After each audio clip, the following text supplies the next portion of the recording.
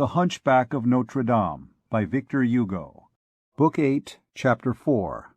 La Siete Agne Speranza. Leave all hope behind, ye who enter here. In the Middle Ages, when an edifice was complete, there was almost as much of it in the earth as above it. Unless built upon piles, like Notre Dame, a palace, a fortress, a church had always a double bottom. In cathedrals it was, in some sort, another subterranean cathedral, low, dark, mysterious, blind and mute, under the upper nave, which was overflowing with light and reverberating with organs and bells day and night. Sometimes it was a sepulchre. In palaces, in fortresses, it was a prison, sometimes a sepulchre also, sometimes both together. These mighty buildings, whose mode of formation and vegetation we have elsewhere explained, had not simply foundations, but, so to speak, roots, which ran branching through the soil in chambers, galleries, and staircases, like the construction above. Thus, churches, palaces, fortresses had the earth halfway up their bodies. The cellars of an edifice formed another edifice, into which one descended instead of ascending, and which extended its subterranean grounds under the external piles of the monument, like those forests and mountains which are reversed in the mirror-like waters of a lake, beneath the forests and mountains of the banks. At the fortress of Saint-Antoine, at the Palais de Justice of Paris, at the Louvre, these subterranean edifices were prisons. The stories of these prisons, as they sank into the soil, grew constantly narrower and more gloomy. They were so many zones where the shades of horror were graduated. Dante could never imagine anything better for his hell. These tunnels of cells usually terminated in a sack of a lowest dungeon, with a vat-like bottom where Dante placed Satan, where society placed those condemned to death. A miserable human existence, once interred there. Farewell light, air, life. Ogni speranza, every hope. It only came forth to the scaffold or the stake. Sometimes it rotted there. Human justice called this forgetting. Between men and himself, the condemned man felt a pile of stones and jailers weighing down upon his head, and the entire prison, the massive Bastille, was nothing more than an enormous, complicated lock, which barred him off from the rest of the world. It was in a sloping cavity of this description in the oubliettes excavated by Saint Louis in the impasse of the Tournelle that La Esmeralda had been placed on being condemned to death, through fear of her escape, no doubt, with the colossal courthouse over her head. Poor fly, who could not have lifted even one of its blocks of stone. Assuredly, Providence and society had been equally unjust. Such an excess of unhappiness and of torture was not necessary to break so frail a creature. There she lay, lost in the shadows, buried, hidden, immured. Any one who could have beheld her in this state, after having seen her laugh and dance in the sun, would have shuddered. Cold as night, cold as death, not a breath of air in her tresses, not a human sound in her ear, no longer a ray of light in her eyes. Snapped in twain, crushed with chains, crouching beside a jug and a loaf, on a little straw, in a pool of water, which was formed under her by the sweating of the prison walls. Without motion, almost without breath, she had no longer the power to suffer. Phoebus, the sun, midday, the open air, the streets of Paris, the dances with applause, the sweet babblings of love with the officer. Then the priest, the old crone, the poniard, the blood, the torture, the gibbet. All this did indeed pass before her mind, sometimes as a charming and golden vision, sometimes as a hideous nightmare. But it was no longer anything but a vague and horrible struggle, lost in the gloom, or distant music played up above ground, and which was no longer audible at the depth where the unhappy girl had fallen. Since she had been there, she had neither waked nor slept. In that misfortune, in that cell, she could no longer distinguish her waking hours from slumber, dreams from reality, any more than day from night. All this was mixed, broken, floating, disseminated confusedly in her thought. She no longer felt, she no longer knew, she no longer thought. At the most, she only dreamed. Never had a living creature been thrust more deeply into nothingness. Thus benumbed, frozen, petrified, she had barely noticed on 2 or 3 occasions the sound of a trap-door opening somewhere above her, without even permitting the passage of a little light, and through which a hand had tossed her a bit of black bread. Nevertheless, this periodical visit of the jailer was the sole communication which was left her with mankind.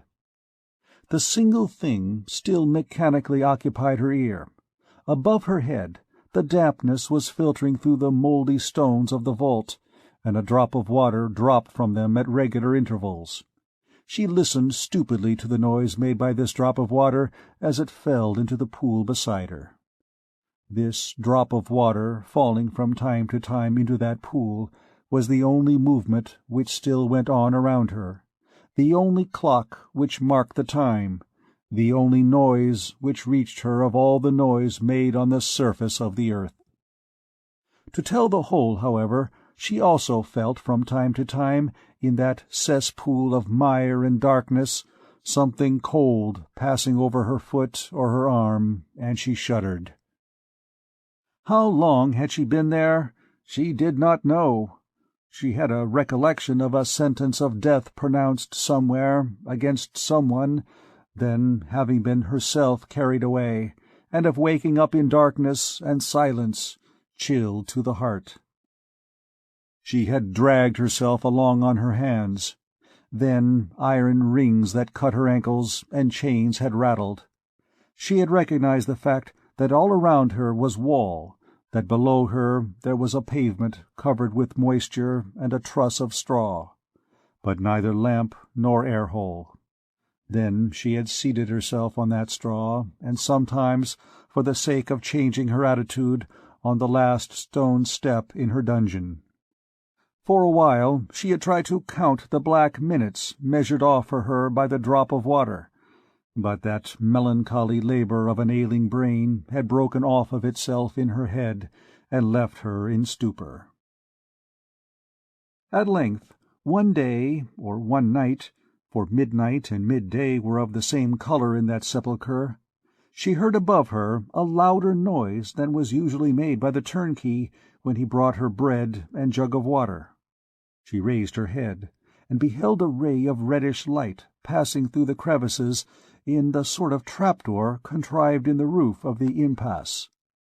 At the same time the heavy lock creaked, the trap grated on its rusty hinges, turned, and she beheld a lantern, a hand, and the lower portions of the bodies of 2 men, the door being too low to admit of her seeing their heads. The light pained her so acutely that she shut her eyes.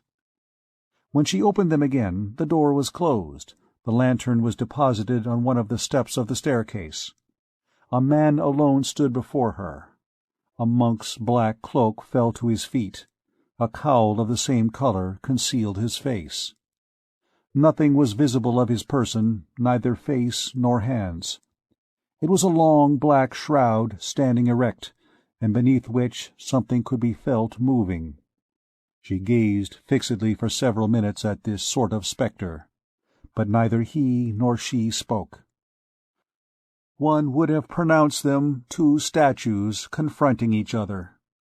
2 things only seemed alive in that cavern: the wick of the lantern, which sputtered on account of the dampness of the atmosphere, and the drop of water from the roof, which cut this irregular sputtering with its monotonous splash, and made the light of the lantern quiver in concentric waves on the oily water of the pool. At last the prisoner broke the silence. "Who are you?" "A priest." The words, the accent, the sound of his voice made her tremble.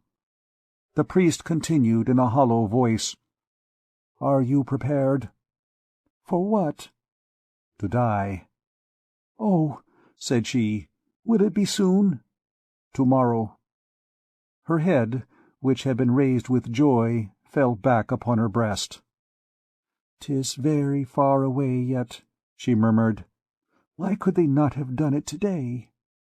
"Then you are very unhappy?" asked the priest after a silence. "I am very cold," she replied. She took her feet in her hands, a gesture habitual with unhappy wretches who are cold, as we have already seen in the case of the recluse of the Tour Roland, and her teeth chattered. The priest appeared to cast his eyes around the dungeon from beneath his cowl. "Without light, without fire, in the water, it is horrible."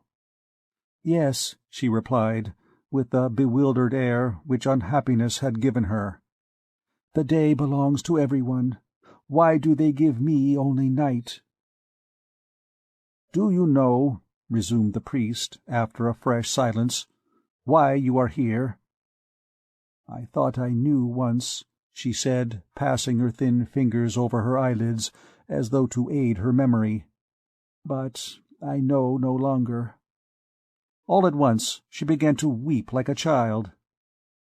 "I should like to get away from here, sir.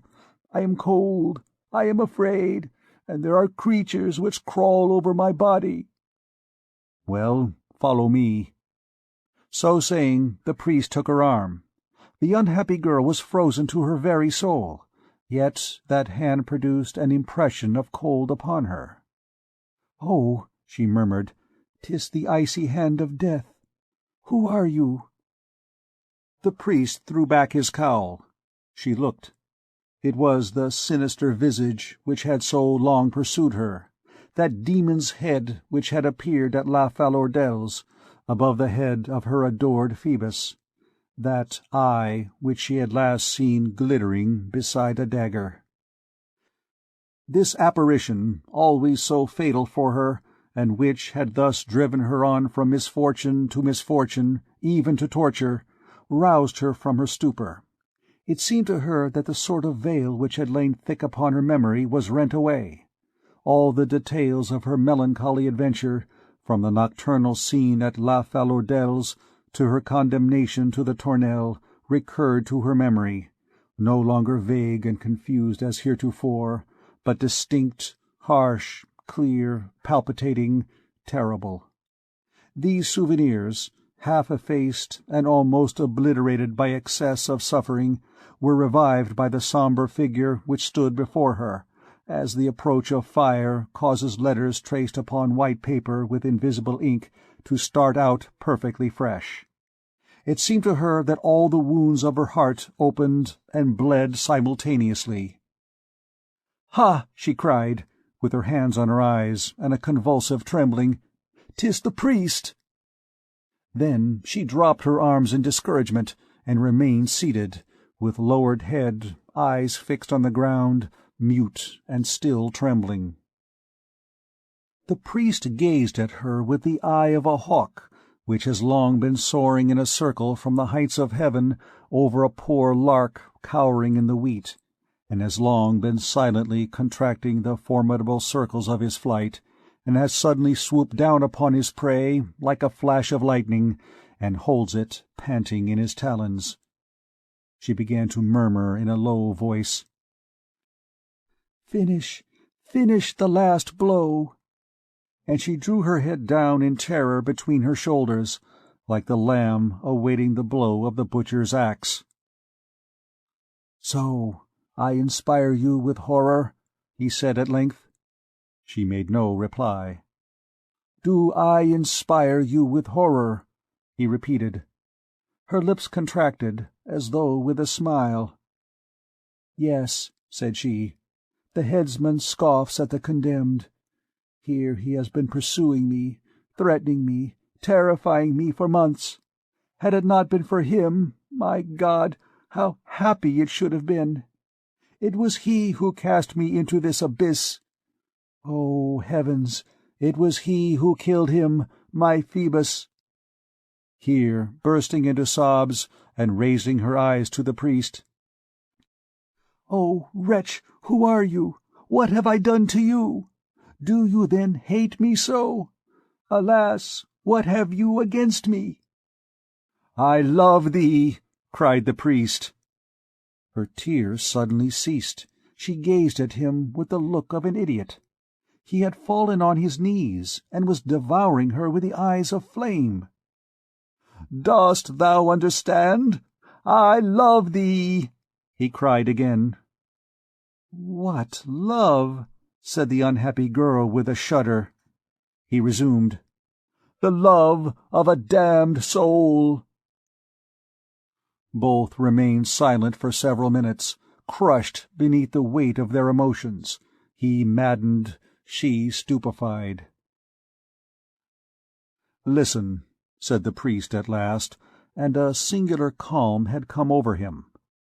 "You shall know all I am about to tell you, that which I have hitherto hardly dared to say to myself, when furtively interrogating my conscience at those deep hours of the night when it is so dark that it seems as though God no longer saw us. Listen. Before I knew you, young girl, I was happy." "So was I," she sighed feebly. "Do not interrupt me. Yes, I was happy. At least, I believed myself to be so. I was pure. My soul was filled with limpid light. No head was raised more proudly and more radiantly than mine. Priests consulted me on chastity, doctors on doctrines. Yes, science was all in all to me. It was a sister to me. A sister sufficed. Not but that with age other ideas came to me. More than once my flesh had been moved as a woman's form passed by. That force of sex and blood which, in the madness of youth, I had imagined that I had stifled forever, had more than once convulsively raised the chain of iron vows which bind me, a miserable wretch, to the cold stones of the altar. But fasting, prayer, study, the mortifications of the cloister, rendered my soul mistress of my body once more, and then I avoided women. Moreover, I had but to open a book, and all the impure mists of my brain vanished before the splendors of science. In a few moments I felt the gross things of earth flee far away, and I found myself once more calm, quieted, and serene, in the presence of the tranquil radiance of eternal truth. As long as the demons sent to attack me, only vague shadows of women who passed occasionally before my eyes in the church, in the streets, in the fields, and who hardly recurred to my dreams, I easily vanquished him. Alas, if the victory has not remained with me, it is the fault of God, who has not created man and the demon of equal force. Listen, one day—" Here the priest paused, and the prisoner heard sighs of anguish break from his breast with a sound of the death-rattle.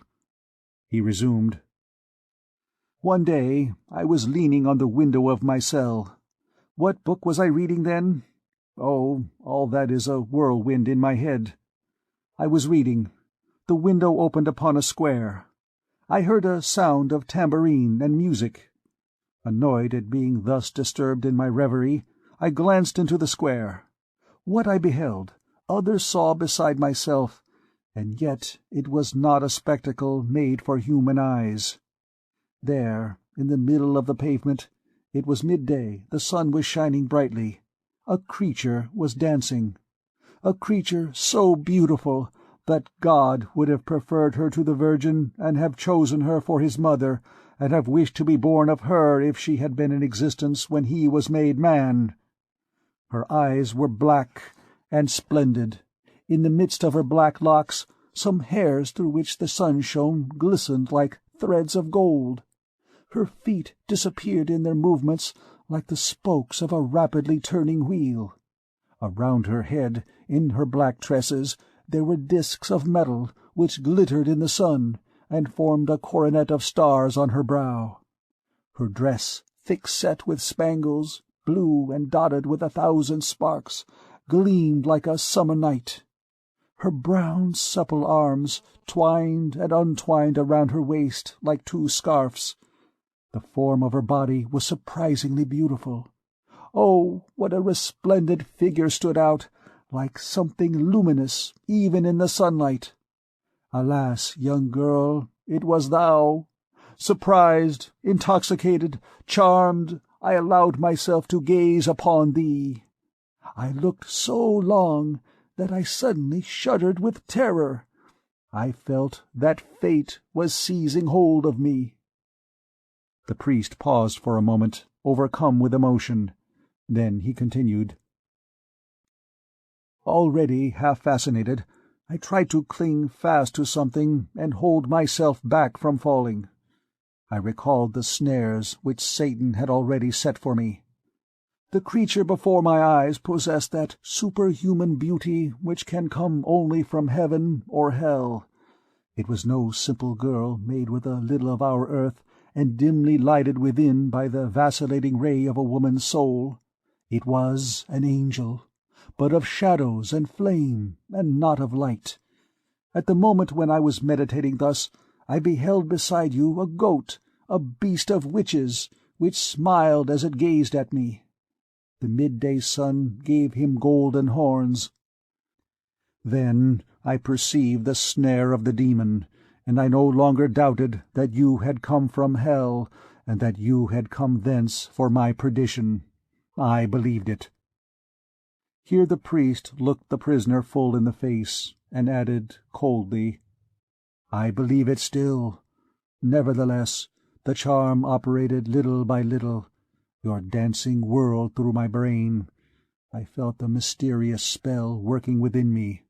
All that should have awakened was lulled to sleep, and like those who die in the snow, I felt pleasure in allowing this sleep to draw on. All at once you began to sing. What could I do, unhappy wretch? Your song was still more charming than your dancing. I tried to flee. Impossible. I was nailed, rooted to the spot. It seemed to me that the marble of the pavement had risen to my knees. I was forced to remain until the end. My feet were like ice. My head was on fire. At last you took pity on me. You ceased to sing. You disappeared. The reflection of the dazzling vision, the reverberation of the enchanted music, disappeared by degrees from my eyes and my ears. Then I fell back into the embrasure of the window, more rigid, more feeble than a statue torn from its base. The vesper bell roused me. I drew myself up. I fled. But alas, something within me had fallen, never to rise again. Something had come upon me from which I could not flee. He made another pause and went on. Yes, dating from that day, there was within me a man whom I did not know. I tried to make use of all my remedies, the cloister, the altar, work, books, follies. Oh, how hollow does science sound when one in despair dashes against it a head full of passions! Do you know, young girl, that I saw thenceforth between my book and me you, your shade, the image of the luminous apparition which had one day crossed the space before me. But this image had no longer the same color. It was sombre, funereal, gloomy as a black circle which long pursues the vision of the imprudent man who has gazed intently at the sun. Unable to rid myself of it, since I heard your song humming ever in my head, beheld your feet dancing always on my breviary, felt even at night, in my dreams, your form in contact with my own, I desired to see you again, to touch you, to know who you were, to see whether I should really find you like the ideal image which I had retained of you, to shatter my dream, perchance, with reality. At all events, I hoped that a new impression would efface the first, and the first had become insupportable. I sought you. I saw you once more. Calamity! When I had seen you twice, I wanted to see you 1,000 times. I wanted to see you always. Then how stop myself on that slope of hell? Then I no longer belonged to myself. The other end of the thread which the demon had attached to my wings he had fastened to his foot. I became vagrant and wandering like yourself. I waited for you under porches. I stood on the lookout for you at the street corners. I watched for you from the summit of my tower. Every evening I returned to myself, more charmed, more despairing, more bewitched, more lost. I had learned who you were, an Egyptian, Bohemian, gypsy, Zingara. How could I doubt the magic? Listen, I hoped that a trial would free me from the charm. A witch enchanted Bruno Dast. He had her burned and was cured. I knew it. I wanted to try the remedy. First, I tried to have you forbidden the square in front of Notre Dame, hoping to forget you if you returned no more. You paid no heed to it. You returned. Then the idea of abducting you occurred to me. One night I made the attempt. There were 2 of us. We already had you in our power when that miserable officer came up. He delivered you. Thus did he begin your unhappiness, mine and his own. Finally, no longer knowing what to do, and what was to become of me, I denounced you to the official. I thought that I should be cured, like Bruno Diast. I also had a confused idea that a trial would deliver you into my hands. That, as a prisoner, I should hold you, I should have you. That there you could not escape from me. That you had already possessed me a sufficiently long time to give me the right to possess you in my turn. When one does wrong, one must do it thoroughly. 'Tis madness to halt midway in the monstrous. The extreme of crime has its deliriums of joy. A priest and a witch can mingle in delight upon the truss of straw in a dungeon. Accordingly, I denounced you. It was then that I terrified you when we met. The plot which I was weaving against you, the storm which I was heaping up above your head, burst from me in threats and lightning glances. Still, I hesitated. My project had its terrible sides, which made me shrink back. Perhaps I might have renounced it. Perhaps my hideous thought would have withered in my brain without bearing fruit. I thought that it would always depend upon me to follow up or discontinue this prosecution. But every evil thought is inexorable, and insists on becoming a deed. But where I believed myself to be all-powerful, fate was more powerful than I. Alas, 'tis fate which has seized you and delivered you to the terrible wheels of the machine which I had constructed doubly. Listen, I am nearing the end. One day, again the sun was shining brilliantly, I behold man pass me uttering your name and laughing, who carries sensuality in his eyes. Damnation! I followed him. You know the rest. He ceased. The young girl could find but one word. "Oh, my Phoebus!"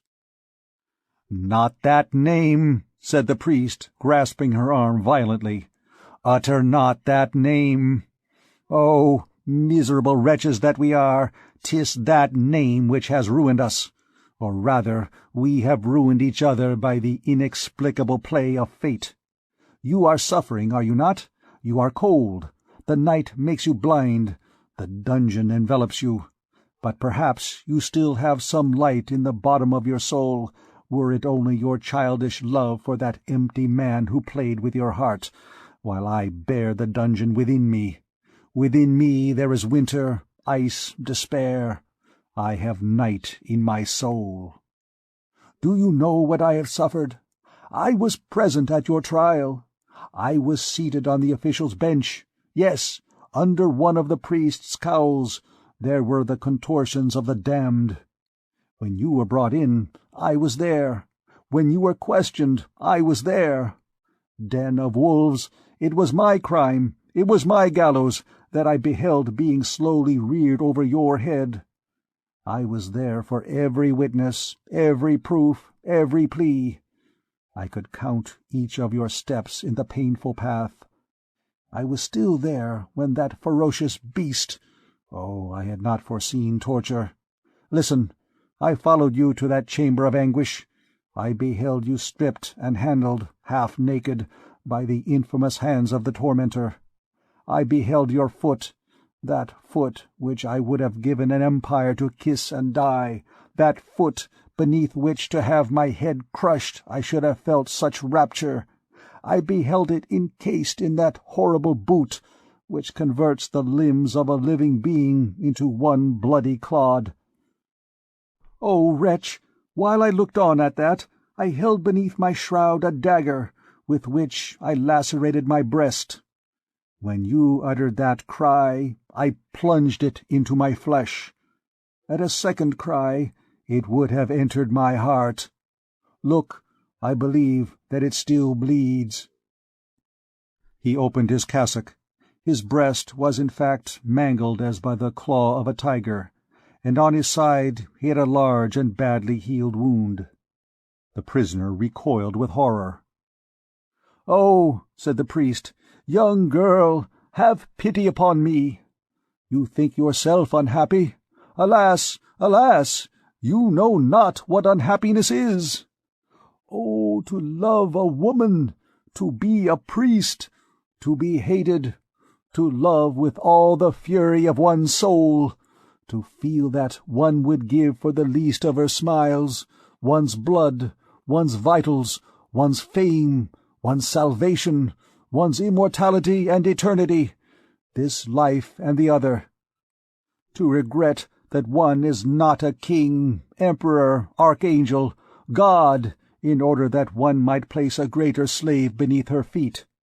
To clasp her night and day in one's dreams and one's thoughts, and to behold her in love with the trappings of a soldier, and to have nothing to offer her but a priest's dirty cassock, which will inspire her with fear and disgust.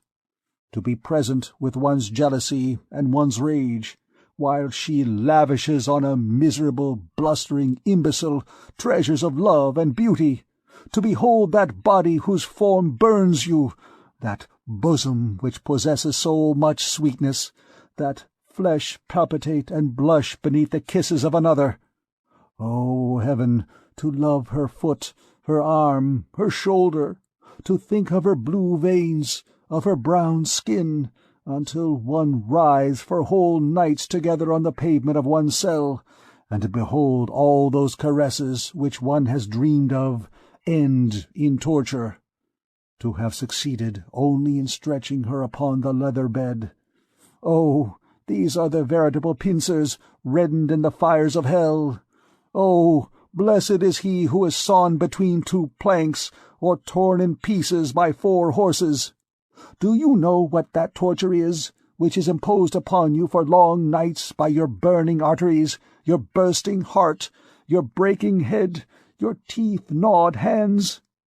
Mad tormentors which turn you incessantly, as upon a red-hot gridiron, to a thought of love, of jealousy, and of despair. Young girl, mercy, a truce for a moment, a few ashes on these live coals. Wipe away, I beseech you, the perspiration which trickles in great drops from my brow. Child, torture me with one hand, but caress me with the other. Have pity, young girl, have pity upon me." The priest writhed on the wet pavement, beating his head against the corners of the stone steps. The young girl gazed at him and listened to him. When he ceased, exhausted and panting, she repeated in a low voice, "Oh, my Phoebus." The priest dragged himself towards her on his knees. "I beseech you," he cried, "if you have any heart, do not repulse me. Oh, I love you. I am a wretch. When you utter that name, unhappy girl, It is as though you crushed all the fibers of my heart between your teeth. Mercy! If you come from hell, I will go thither with you. I have done everything to that end. The hell where you are shall be paradise. The sight of you is more charming than that of God. Oh, speak! You will have none of me. I should have thought the mountains would be shaken in their foundations on the day when a woman would repulse such a love. Oh, if you only would! Oh, how happy we might be! We would flee. I would help you to flee. We would go somewhere. We would seek that spot on earth where the sun is brightest, the sky is bluest, where the trees are most luxuriant. We would love each other. We would pour our two souls into each other, and we would have a thirst for ourselves which we would quench in common and incessantly at the fountain of inexhaustible love." She interrupted with a terrible and thrilling laugh. "Look, father, you have blood on your fingers." The priest remained for several moments as though petrified, with his eyes fixed upon his hand. "Well, yes," he resumed at last, with strange gentleness. "Insult me, scoff at me, overwhelm me with scorn, but come, come, let us make haste. It is to be tomorrow, I tell you. The gibbet on the Grève, you know it? It stands always ready. It is horrible, to see you ride in that tumbrel. Oh, mercy, until now I have never felt the power of my love for you. Oh, follow me. You shall take your time to love me after I have saved you. You shall hate me as long as you will. But come, tomorrow, the gallows, your execution. Oh, save yourself, spare me." He seized her arm, and he was beside himself. He tried to drag her away. She fixed her eye intently on him. "What has become of my Phoebus?" "Ah," said the priest, releasing her arm, "you are pitiless." "What has become of Phoebus?" she repeated coldly. "He is dead!" cried the priest. "Dead?" said she, still icy and motionless. "Then why do you talk to me of living?" He was not listening to her. "Oh, yes," said he, as though speaking to himself. "He certainly must be dead. The blade pierced deeply. I believe I touched his heart with the point. Oh, my very soul was at the end of the dagger." The young girl flung herself upon him like a raging tigress, and pushed him upon the steps of the staircase with supernatural force. "Begone, monster! Begone, assassin! Leave me to die! May the blood of both of us make an eternal stain upon your brow! Be thine, priest? Never, never! Nothing shall unite us, not hell itself! Go, accursed man! Never!" The priest had stumbled on the stairs. He silently disentangled his feet from the folds of his robe, picked up his lantern again, and slowly began the ascent of the steps which led to the door. He opened the door and passed through it. All at once the young girl beheld his head reappear. It wore a frightful expression, and he cried, hoarse with rage and despair, "I tell you, he is dead!" She fell face downwards upon the floor, and there was no longer any sound audible in the cell than the sob of the drop of water which made the pool palpitate amid the darkness. End of Book 8, Chapter 4.